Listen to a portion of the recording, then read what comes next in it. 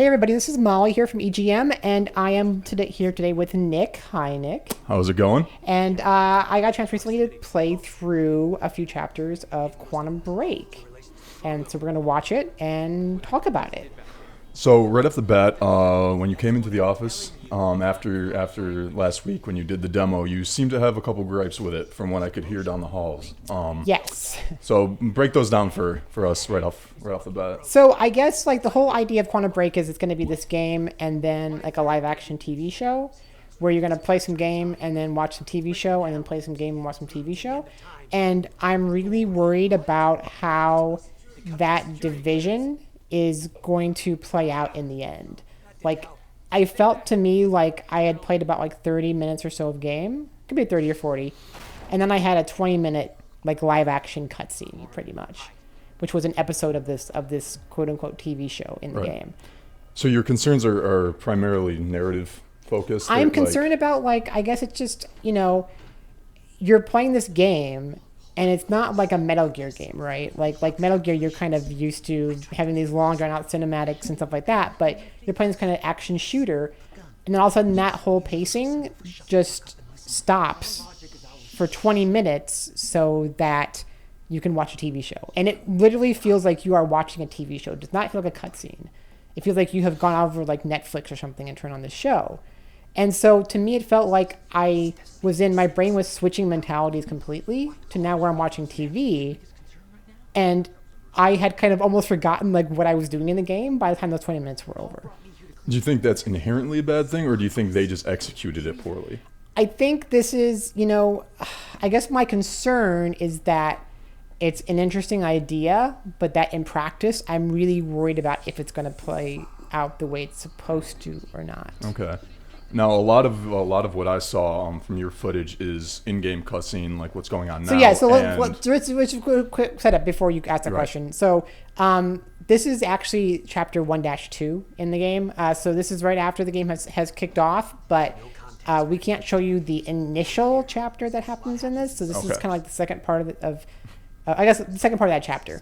Good, I know what to not talk about that. Yes. So this is our main character, Jack, and this is his brother, whose name I'm totally spacing. Will, yes. And I was like, that looks like the guy from Lost, and it is the guy from Lost. Yes, that Dominic Monaghan, or guys, Lord of the Rings, depending on where you're from. Charlie from Lost. Yes.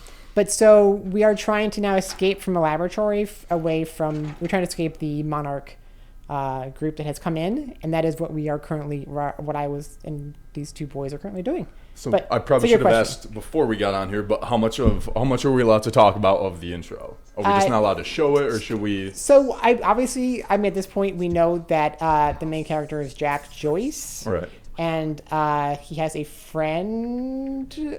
I think I can say that. Right, yeah. Paul Serene. Yep. Who ends is up incidentally being the actor from Game of Thrones, Littlefinger. I've never seen Game of Thrones. Okay. So sure. I think it's Littlefinger. Yeah. For any fans of that. Yes. And he is the antagonist for some reason, and that's what I would say. And we are in this facility for some reason, and we are trying to help Will get out of it. Okay, and that's the extent we're allowed to say. So. And something has happened that Jack will have strange time powers that we are soon going to be experiencing. Okay, so from what I've seen, and especially the intro that we are not talking anymore about, there's a lot of in-game cutscene, and then not until not very far into the story, but a good maybe half an hour to an hour into the story, do you get your first beefy live-action cutscene video, whatever you want to call it. Do you think, is there any quality difference between the two of the live action versus the in-game? Like, do you think there's a disconnect between those? I kind of like, and this is, I almost want to say that I think if they were going to do these really super beefy cutscenes to like develop the story, that I wish they hadn't have been live action. They would have been like in-game engine.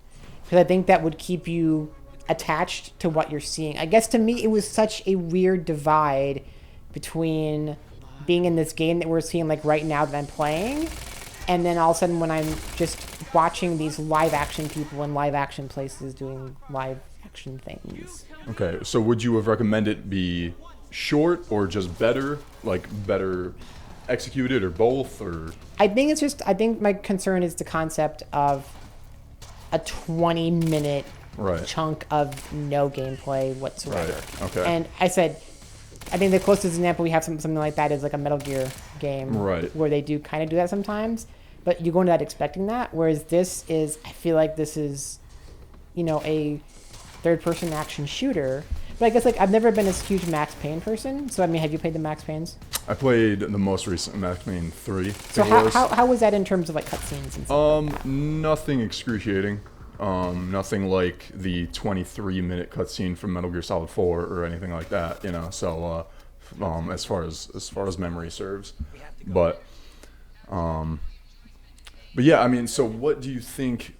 I don't know how much of this you know for a fact, or if depending on how much you mess with it, do you know how long the game is and what percentage of this That is I going to don't be? know. I did ask, and I was told that like, because there are some choices you can make that will change the live action stuff a little bit, but the average is going to be about 20 minutes for those scenes. And they said, how many did they say? Like an hour, hour 40, hour 20, something like that. Of live action. Yeah. So if they're 20 minutes, it wasn't more than 2. It wasn't more than 2 hours. If they're 20-minute segments, that's not a ton of them. I was thinking. I think there's like 6 of them or so, six or 7.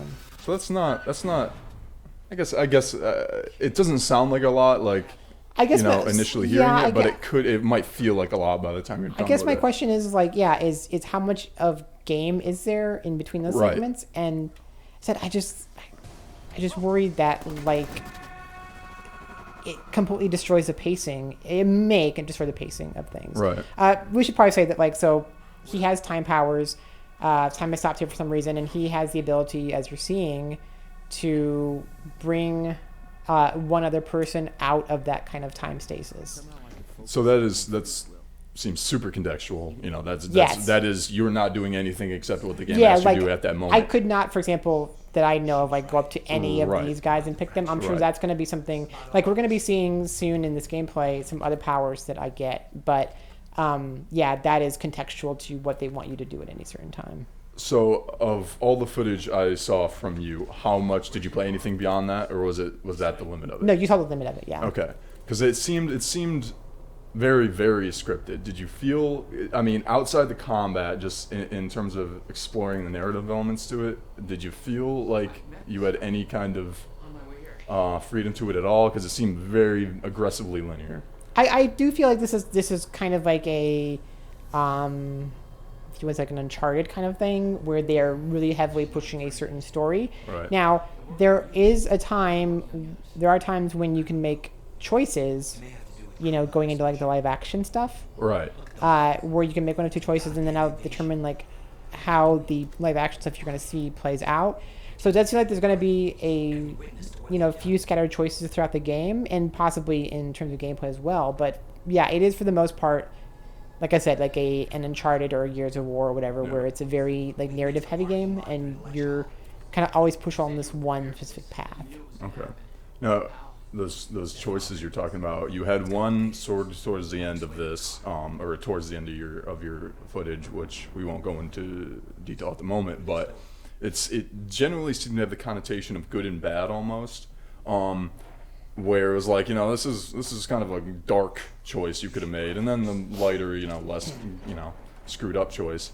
And I noticed one thing that I found kind of interesting, first of all, is that each choice gave a little almost trailer to what will happen along those lines. And I noticed you didn't even bother looking at the preview, if we shall call them, of the bad choice. Was that a time thing, or were you just really not interested at all? I think like the way I kind of play games with choice in them, I like to not try all the options. Like I try to commit to a choice and go with my gut instinct. Right. So yeah, how this kind of plays out in Quantum Break is the fact that you're going to get a chance to see both sides. So you're going to play as Jack, but you're also going to play as Paul in certain times in the game. So you're kind of, and that's the thing too, is the live action stuff is all showing you things from the quote unquote enemy perspective. Like the live action, as far as I know, may not ever even be about Jack. Do you ever? I mean, now Jack and obviously his brother, which we were going to talk about. I don't off the top of his head. Whoa, I screwed that sentence up. Off the top of my head, I don't know that actor's name, but I know he's from X-Men, the third X-Men. Yes. And something else that I can't Something think of the else, name of. yes. I'm sure he's done other things, but so obviously he's a relatively well-known I mean, actor. I'm sure he will come into live action stuff, but I Right. don't think it's going to be like focusing Ever on focused him. on him? Yes. Interesting. So, Whereas the game is his story, it seems like, and then the live action stuff is the kind of enemy story. okay. And so what we're seeing right now is one of the first powers, time powers, somehow is, the vision thing where you can do kind of like it's very typical in games now. You do Right, like just kind some of kind of radius sense. thing goes out, Yeah. and he's like, okay, I can see where enemies are at or items Equal are at. vision, Yes. essentially. So yeah, I mean, Or Laura talk Hunter about vision. your initial experience with just like the actual the core combat of it. Like, what did you think? I guess the first thing though, even before that, was that I think the game's really pretty.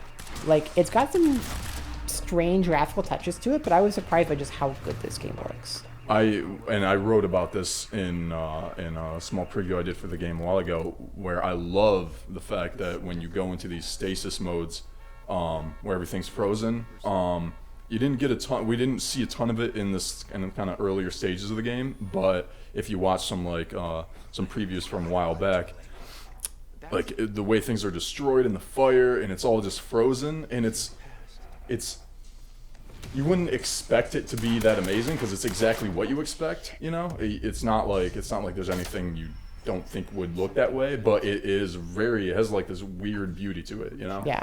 It's very satisfying. And I know, if you want to go the whole thing about the PlayStation 4 versus Xbox, like Right. what can do what, like this game feels just like a high-end kind of PS4 game to me in terms of looks. Like, I never thought, wow, this is not pushing the hardware in any way. Right.